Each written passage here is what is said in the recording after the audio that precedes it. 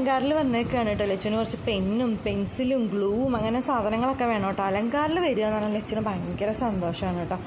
പിന്നെ നല്ല ക്യൂട്ടായിട്ടുള്ള കുറേ സംഭവങ്ങളൊക്കെ ഉണ്ടായിരുന്നു കേട്ടോ. പെൻസിൽ ടോപ്പേഴ്സ് ഉണ്ടായിരുന്നു. പിന്നെ ഇതെന്താണെന്ന് എനിക്കറിയില്ല. ലച്ചുവിനോട് വെച്ചപ്പോൾ അവൾക്കും അറിയില്ല. ലൈറ്റ് എത്തും, മ്യൂസിക് കേൾക്കാം, അങ്ങനെ ഒരുപാട് സംഭവങ്ങൾ. ലച്ചുവിന് പൊളിറ്റിക്കൽ മാപ്പൊക്കെ വേണമായിരുന്നു കേട്ടോ. അപ്പോൾ അതേ സിസ്റ്റേഴ്സ് കാര്യങ്ങൾ നല്ല രസമായിട്ട് അതൊക്കെ കണ്ട് നടക്കാനായിട്ട്. ഈ ഒരു ഭാഗത്ത് എപ്പോഴും ഇങ്ങനെ സ്റ്റിക്കേഴ്സ് ആയിരുന്നു കേട്ടോ അവർ ഹാങ് ചെയ്തിട്ടത്. ഇപ്പം അതൊക്കെ മാറി വേറെ സംഭവങ്ങളൊക്കെ ആയി. പിന്നെ കുഞ്ഞു കുട്ടികൾക്ക് പഠിക്കാനുള്ള സ്മോൾ ബുക്കൊക്കെ ഉണ്ടായിരുന്നു, മിറർ ഉണ്ടായിരുന്നു, ഡെക്കോർ ഉണ്ടായിരുന്നു. അങ്ങനെ അലങ്കാറിൽ കുറേ നാൾക്ക് ശേഷം വന്നു കഴിഞ്ഞാൽ വെറൈറ്റി സാധനങ്ങളൊക്കെ കാണാം. കുഞ്ഞു കുഞ്ഞു ബോക്സസ് ഒക്കെ ഉണ്ടായി, നല്ല ക്യൂട്ടായിട്ടുള്ള ഗിഫ്റ്റൊക്കെ കൊടുക്കാൻ പറ്റിയതാണ്. പിന്നെ 3 വെറൈറ്റി ഹൗസസ് ഒക്കെ ഉണ്ടായിരുന്നു കേട്ടോ. നല്ല രസമായിരുന്നു കാണാൻ. പിന്നെ ദേ ലച്ചും തുറന്ന് നോക്കിക്കൊണ്ടിരിക്കുക. അതുപോലെ തന്നെ ബാഗുകളും പുതിയ കളക്ഷൻസ് വന്നിട്ടുണ്ട്. അപ്പം ഞാനൊരു ബാഗ് വാങ്ങണോ നോക്കിക്കൊണ്ടിരിക്കുക. പിന്നെ വാങ്ങിയില്ല. അതാ ഇത്ര ഐറ്റംസൊക്കെയാണ് കേട്ടോ ഞങ്ങൾ വാങ്ങിയത്.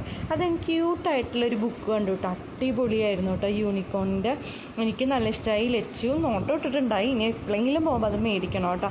പിന്നെ അതേ ഒരു പാൻറ്റ് കണ്ടിട്ടുണ്ടായി. അത് പക്ഷേ ലൈറ്റൊക്കെ കത്തുട്ടോ. അതും നല്ല രസമുണ്ടായിരുന്നു ആ പാൻറ്റിനെ കാണാനായിട്ട്. അങ്ങനെ വേഗം ഞങ്ങൾ ബില്ലൊക്കെ കൊടുത്ത് ഞങ്ങൾ വേഗം വീട്ടിലേക്ക് പോയി.